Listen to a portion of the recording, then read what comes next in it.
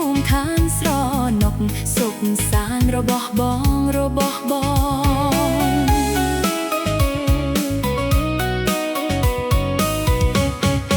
អ្នកផឹកមិនស្រវឹងនឹងស្រាទេ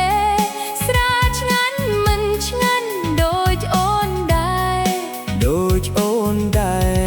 បីកែវចូលពោះដំណើរ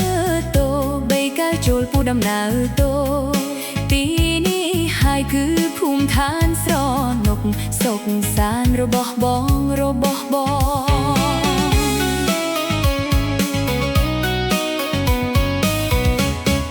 សងសាស្នេហ៍តែផ្កាក្រៅរបងព្រោះមានស្នេហ៍ស្មោះ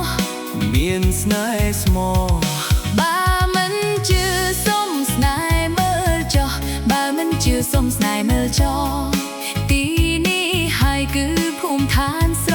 ណុកសុខសាន្តរបស់បង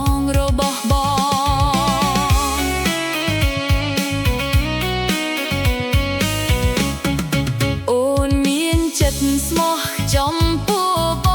ងសុំកុំធ្វើឲ្យអូនខូចចិត្តបើស្មោះពិតផឹកមួយកែវនេះទៅទីនេះហើយគឺភូមិឋានស្រណុកសុខសាន្តរបស់បង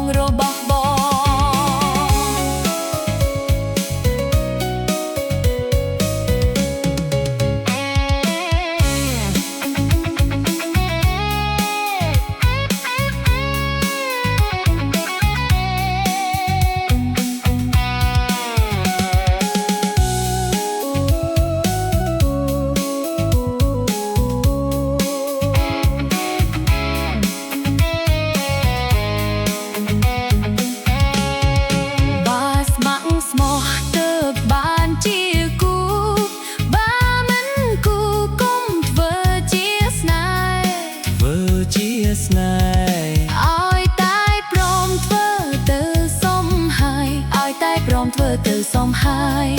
ទីនេះហើយគឺភូមិឋានស្រណុកសុខសាន្តរបស់បង